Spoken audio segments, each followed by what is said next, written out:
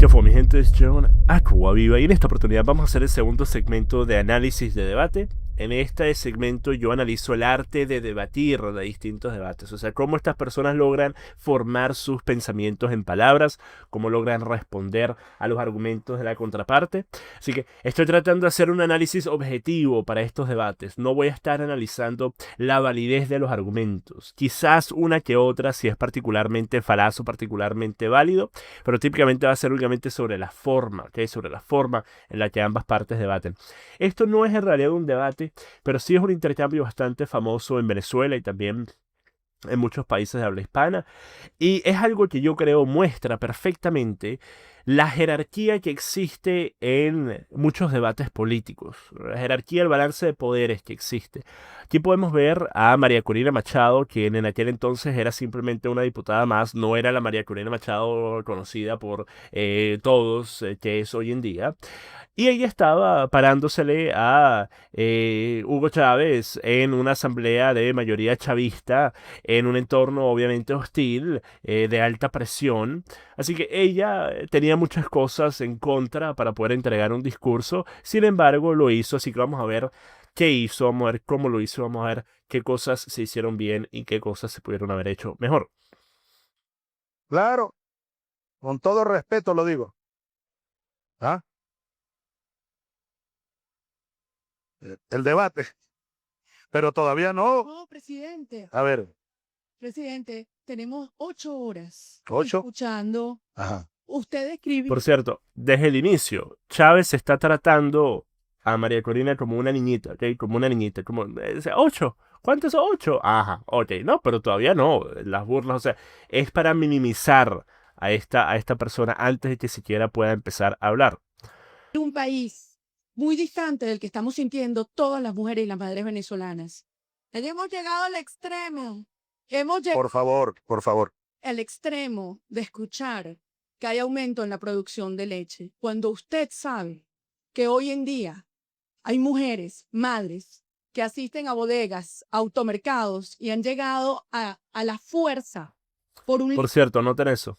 Ella no estaba gesticulando, que por cierto, una crítica sería que no estaba gesticulando. Creo que para un discurso como este, la gesticulación hubiera sido bastante efectivo para enaltecer la importancia, el grado de importancia de su discurso. No tenía que ser algo muy dramático, simplemente hacer un énfasis con las manos. Ustedes saben que yo siempre he sido una persona que cree que la gesticulación es una forma sumamente efectiva de agregarle más peso a tus palabras, ¿ok? Porque desde el punto de vista político, un discurso es casi tan visual como auditivo. ¿A qué me refiero con esto? La imagen que tú tengas, las expresiones que tengas, el grado de consternación, de preocupación, de enojo que tengas es uno que va a reflejar en los ojos de la audiencia y va a vender una imagen de que o eres una persona que simplemente está hablando como quien lee un guión o que eres una persona verdaderamente interesada, apasionada en lo que está diciendo. Y a fin de cuentas, hay tanto de la emocionalidad y la visceralidad de los individuos dentro de las decisiones políticas que estos individuos toman. Así que creo que algo como la gesticulación hubiera sido muy efectivo aquí. Pero mire lo que ella hace. Ella está a punto de trastabillar con las palabras, está a punto de quedarse pegada. Así que lo que hace es utiliza la gesticulación en fuerza para poder seguir adelante. Miren. mercados y han llegado a la fuerza. A la fuerza. Y de esa forma parece orgánico, parece natural, parece que ella no trastabilló, ella simplemente estaba tratando de hacer énfasis en la palabra. Muy buena No técnica. tienen que llevar a sus casas. Este es el momento de darle respuestas al país, a las más de 180.000 madres y mujeres que en estos 13 años han perdido a sus hijos, a sus esposos, a sus padres y a los cuales no se les ha hecho justicia. Esto es lo que queríamos escuchar, la Venezuela decente y la que no quiere definitivamente avanzar hacia el comunismo. Quiere respeto a la propiedad y queremos una Venezuela de solidaridad. Una Venezuela. Miren, este tipo de cosas desde el punto de vista de oratoria son totalmente comunes. A todos nos pasan a diario, que estamos hablando y se nos queda pegada la palabra, quizás se nos quiebra la voz. Pero cosas como estas, en las que la entonación baja tan drásticamente de un tono tan sereno, tan serio, tan fuerte, a uno tan bajo, tan nervioso, vende la imagen de nervios, vende la imagen de miedo. Y esto es algo que puede ser aprovechado por los que están haciendo de oposición a este discurso, que serían efectivamente los chavistas, para decir, bueno, miren, esta mujer tiene miedo, esta mujer no está segura de lo que está diciendo, no tiene confianza.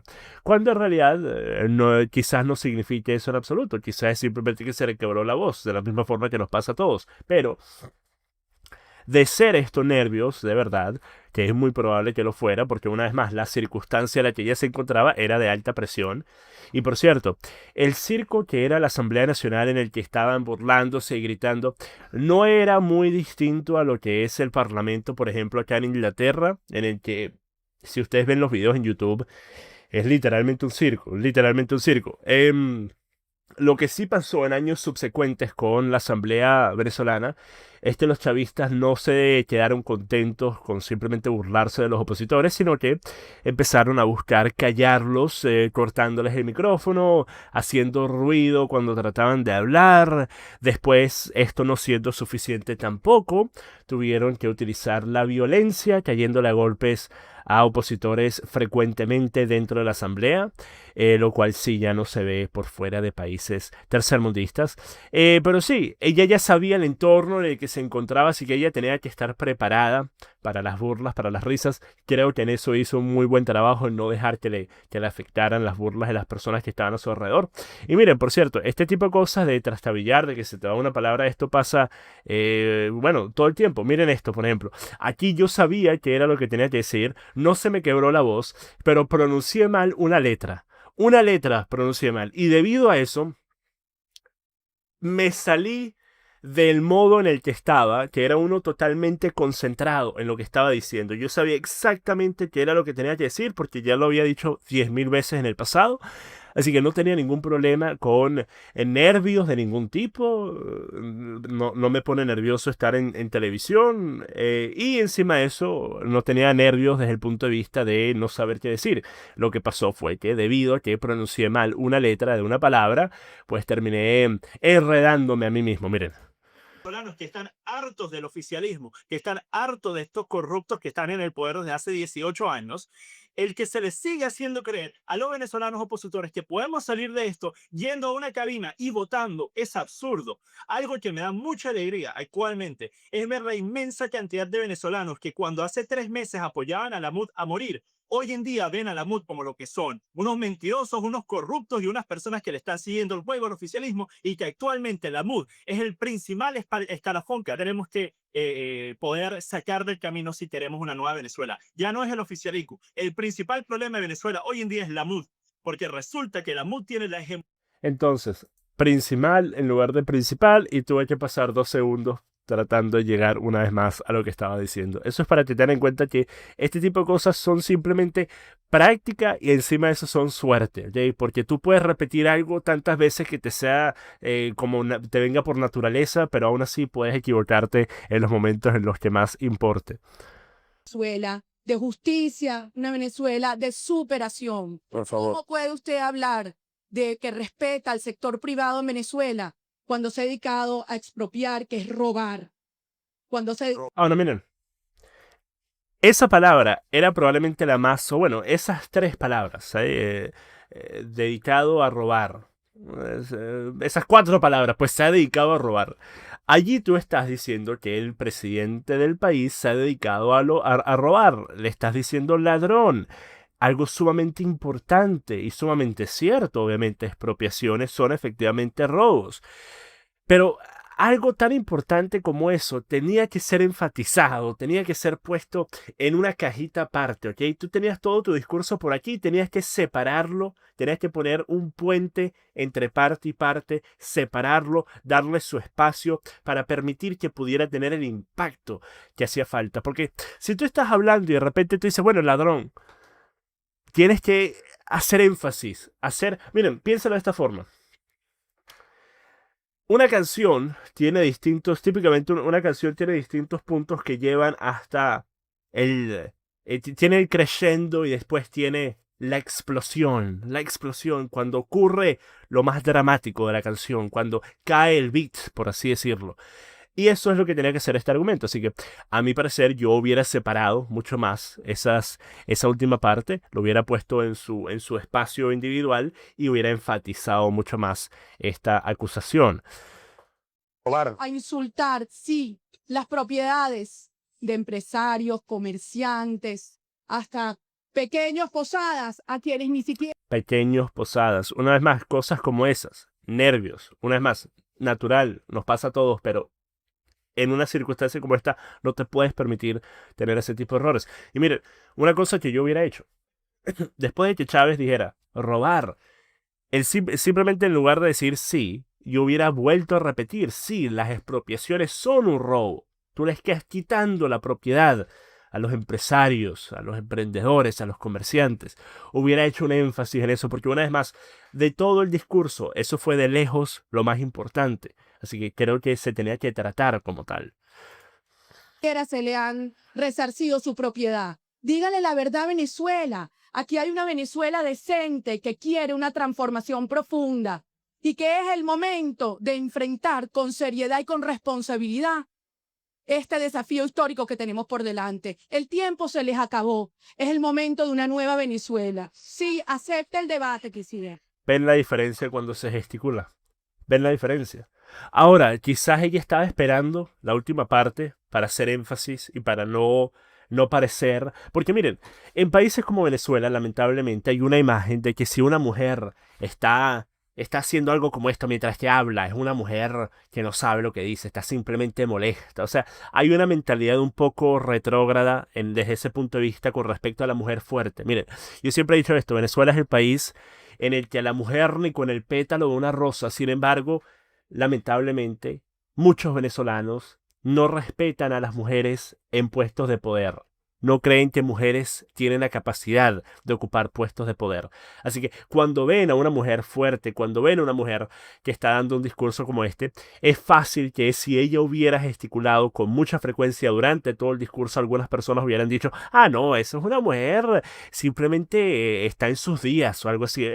Es lamentable, pero eso pasa en países con cierta mentalidad un poquito atrasado, que no han tenido experiencias con mujeres en puestos de importancia política, como efectivamente es el caso de Venezuela. Así que creo que ese final, gesticulando para hacer énfasis al final, fue bastante bueno. No cambiaría nada de eso, la verdad. Bien. Yo primero le sugiero que gane las primarias, ¿verdad? Gane usted las primarias. Es lo primero que tiene que hacer. Porque Aquí es donde vemos la diferencia entre la jerarquía del poder, el desbalance de poder en un debate político en el que hay una separación tan grande como este, en el que está hablando simplemente una diputada y el presidente. Y lamentablemente esto se presta para este tipo de respuestas. Y esto ustedes lo pudieran ver reflejado en circunstancias también en las que una persona está entrando a un grupo que tiene una hegemonía ideológica y que tiene un número de miembros lo suficientemente grande como para imponérsele a cualquier nuevo entrante, a cualquier nuevo participante. Algo como esto vemos reflejado en instancias en las que personas con muchos seguidores influencers tienen debates con personas de mucho menor reconocimiento que ellos y los tienen en sus plataformas. Es muy poco importante cuáles sean los argumentos de la persona que esté debatiendo contra el influencer en cuya plataforma se esté desarrollando el debate, ya que típicamente este tipo de debates en el que el influencer no es una persona conocida por política, o sea, no me refiero a si esto fuera un debate en un canal como el de Ben Shapiro, por ejemplo, en el que frecuentemente sus seguidores están en contra de muchas cosas que dice, o inclusive en el canal mío, en el que si yo digo algo que a mi audiencia no le gusta, pues me van a dejar saber, y en debates, en momentos en los que digo cosas que no les parecen correctas, pues también me dejan saber. Pero me refiero desde el punto de vista de tener fanáticos, como efectivamente los chavistas eran fanáticos de Chávez. Tú dejas de tener la capacidad de analizar las palabras de la persona que está en contra de Chávez desde un punto de vista objetivo y únicamente los analizas desde el punto de vista de esta persona está en contra de Chávez, así que está equivocada. ¿Ok? Y debido a que está equivocada, y debido a que nosotros tenemos la hegemonía del poder, debido a que nosotros podemos básicamente minimizar la voz de esta persona, lo vamos a hacer. Porque miren, la mentalidad de grupo, lo que se llama en inglés el mob mentality, la mentalidad de las masas, es una cosa bastante fuerte. Personas que quizás en su vida diaria no sientan poder alguno, no sientan que tienen poder para poder estar por encima de otras personas, quizás están en un trabajo con un puesto laboral bajo, quizás inclusive en su hogar, en su relación, sienten que no tienen el poder de tomar decisiones importantes en el hogar. Son personas que quizás se sientan minimizadas a diario. Así que cuando tienen esta oportunidad de manifestar su poder por medio de la mentalidad de las masas, por medio de estar en un grupo en el que todos tienen una mentalidad colectiva y todos utilizan esa mentalidad colectiva para minimizar las ideas de la contraparte, pues lo suelen hacer, lo suelen hacer. Y eso es justamente lo que vemos en este intercambio, porque las respuestas de Chávez no son respuestas a ninguno de los puntos. Y él sabía que él no iba a tener que responder a ninguno de los puntos, porque nadie se lo iba a pedir. Las únicas personas que se lo iban a pedir eran personas como María Corina Machado, quien era lo suficientemente pequeña como para que su voz pudiera ser minimizada. Está fuera de ranking para debatir conmigo. Está fuera de ranking. Y esta frase, miren, es irónico que hoy en día esa es la misma frase, o por lo menos el mismo concepto que María Corina Machado aplique con personas como yo, quienes le venimos pidiendo desde hace 2 años un debate, y que no solo ella no va a debatir conmigo, sino que no permite que ninguno de los miembros de su movimiento 20 tengan debates conmigo tampoco. Así que es irónico cómo se voltean las mesas, lo cual demuestra cómo la política es simplemente el juego de quien tiene el poder, de aparentar humildad hasta que tengas el poder para no necesitar aparentar más. Pero sí, esta respuesta de Chávez, desde el punto de vista de validez, desde el punto de vista de objetividad, desde el punto de vista de responder a los puntos planteados por la contraparte, no hubo nada de eso. Sin embargo, recuerden lo que les dije en el primer segmento. Muchas veces los debates de este tipo se ganan por medio de la percepción pública. Una percepción pública de personas que muchas veces no saben suficiente sobre los temas como para poder entender quién tiene la razón de verdad, así que únicamente van a apoyar a quien un mejor sentimiento les da. Y algo como esto demuestra el poderío de Chávez. Chávez se vendía como ese líder fuerte, imponente, que él era el guía, el comandante. Y eso es efectivamente lo que hace esta respuesta, es vender y reafirmar esa postura del strongman, el hombre fuerte. Porque está fuera de ranking para debatir conmigo. Está fuera de ranking.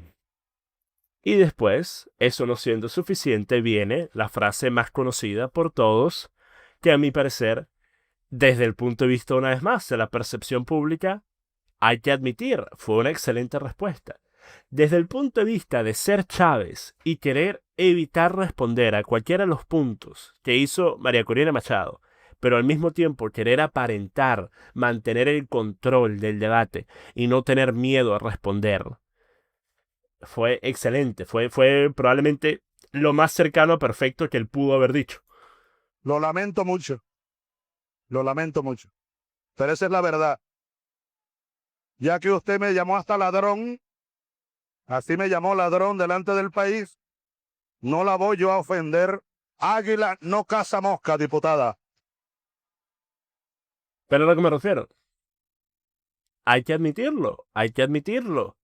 Él utiliza el hecho de que ella lo llamó ladrón para él obtener la supremacía moral. Él era el moralmente correcto. Él no la va a insultar a ella cuando ella sí lo insultó a él. Y después la minimiza hasta el punto de ridiculizarla por completo y hacer que su postura se vea totalmente infantil e irrelevante por medio de decir algo tan simple como águila no caza mosca. que ni siquiera obviamente es una frase original de Chávez, pero que utilizada de esta forma fue, una vez más, una respuesta que cumple el propósito que Chávez quería que cumpliera a la perfección. Y eso es lo que importa desde este punto de vista. Eso es lo que importa.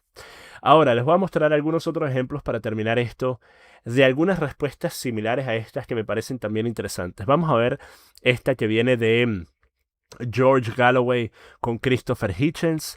Voy a dejar todos estos debates en la descripción para que lo vean. Me parece que todos los debates que voy a mencionar ahorita son esenciales para cualquier persona interesada en política. El debate de Christopher Hitchens versus George Galloway es uno de mis top 20 debates favoritos. What you have witnessed since is something unique in natural history. The first ever metamorphosis from a butterfly back into a slug. Eso fue después de que Christopher Hitchens diera posturas que defendían la invasión en Irak, la guerra en Irak.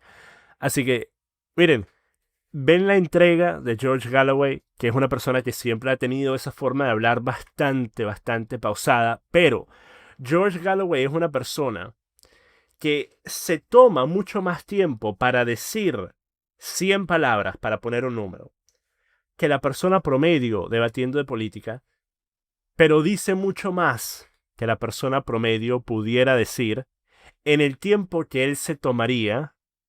¿De qué forma puedo explicar esto? Miren, digamos que a George Galloway le toma 2 minutos decir 100 palabras y al político promedio le toma 1. George Galloway en esos 2 minutos dice más de lo que el político promedio pudiera decir en 3 o en 4. Y eso es usando menos palabras, porque él tiene una forma de hablar muy particular en la que él hace un énfasis prácticamente en cada oración que hace, y lo hace para no tener que utilizar muchas palabras para dar a entender su idea.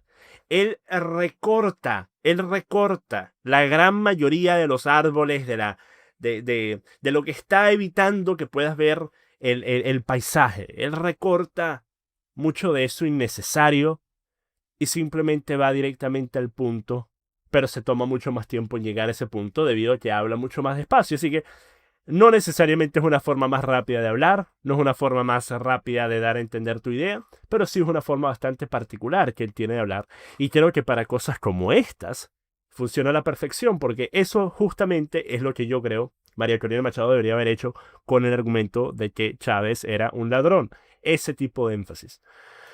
Ahora vamos a este que también es un clásico de William F. Buckley versus Gore Vidal.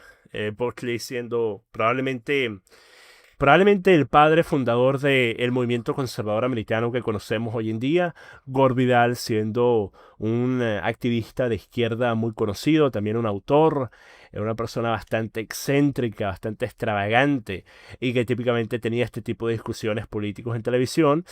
Ellos habían tenido un debate durante varios días y en parte de este debate están hablando del historial militar de Buckley, quien se enlistó en el ejército, fue a la guerra, y durante esto Gore Vidal lo acusa de ser un criptonazi, Y al momento de recibir ese insulto, Gore Vidal responde diciéndole: no me vuelvas a decir criptonazi o te voy a golpear en la cara y te vas a quedar postrado en el piso. Y también incluyó un insulto homofóbico, un insulto en contra de la sexualidad de Gore Vidal, que es increíble ver algo como eso que haya sido permitido en la televisión, pero estamos hablando de 1968. Hoy en día, obviamente, eso sería impensable que una palabra como la que él utilizó aquí pudiera aparecer en televisión, en un formato como este. Pero miren la reacción de Gore Vidal, miren. Por cierto, ignoren los subtítulos porque son muy malos. By people who ostracize them, and I'm for ostracizing people who egg on other people to shoot American Marines and American soldiers. I know you don't. As far as I'm concerned, the only sort of pro-crypto Nazi I can think of is yourself. Failing that, I would only say that... Ahora, miren la postura de Gore Vidal, muy calmada. Bueno, el único criptonazi que yo puedo ver eres tú. Los párpados muy estables, muy balanceado, muy nivelado su rostro. Miren su rostro después de la técnicamente amenaza de Buckley. We can't have. Now listen, you. Stop Let's calling me a crypto Nazi. stop Or I'll calling pop names. you in your Let's get- goddamn face. let's- You'll stay plastered. Gentlemen, Oh, let's Bill. Let the author of Myra Breckenridge I- go back to his pornography and stop making any allusions of Nazism to beg somebody you with to- infantry in the last war. Y pueden ver inmediatamente nervios en los labios, los párpados. Se puso nervioso, Gordial. Se puso nervioso de que había una posibilidad que verdaderamente Buckley le iba a meter un golpe. Ahora pasamos a este, que obviamente es uno que probablemente ustedes ya han visto. Es una respuesta que es muy similar desde el punto de vista de que quizás esto tiene un poquito más de validez, porque está hablando de una medida que quizás él hubiera implementado, aunque no terminó haciendo nada al respecto, pero que en aquel entonces podía haber sido una medida que él hubiera implementado, que era una medida muy popular para la audiencia que tenía Trump. Así que quizás tenga un poco más de validez que la respuesta de Águila no caza mosca, pero el concepto es el mismo. El concepto es minimizar a esta persona hasta el punto de ridículo. ¿Okay? Y creo que Trump lo hizo también de una forma perfecta con esta respuesta. Trump is not in charge of the law in our country. Because you'd be in jail. Secretary Clinton. Y básicamente lo que pasó es que Hillary Clinton dijo, es afortunado que alguien con el temperamento de Donald Trump no esté a cargo de la ley en nuestro país. Y Trump responde inmediatamente, y en esto es algo en lo que Trump es muy bueno, es en respuestas rápidas de este tipo. ¿Okay? Él no es muy bueno en respuestas rápidas hablando de políticas, hablando de medidas, hablando de números o estadísticas, pero sí es muy bueno desde el punto de vista de argumentativa al nivel más superficial, ¿ok? Argumentativa superficial, que no está hablando del contexto de los problemas, no está hablando en profundidad del tema, pero está generando respuestas que una vez más para la percepción pública son muy efectivas. Así que él inmediatamente responde, porque estarías presa. Es afortunado para ti que yo no esté a cargo de la ley en el país porque estarías presa. Y una vez más, perfecto. O sea, para lo que él quería hacer es efectivamente una respuesta perfecta. Bueno, miren mi gente, si tienen algún debate que quieren que analice, algún intercambio, me lo dejan saber en los comentarios del video. Espero que les haya gustado este video. Hasta la próxima. Paz. JPA Network en YouTube. JPA Network, ese es el canal oficial, no oficial de las resubidas de los videos míos. El tipo que una vez más maneja ese canal mejor que como yo manejo el mío. Si ustedes quieren seguir un canal donde sí haya contenido diario, sigan ese canal, JPA Network, ¿ok?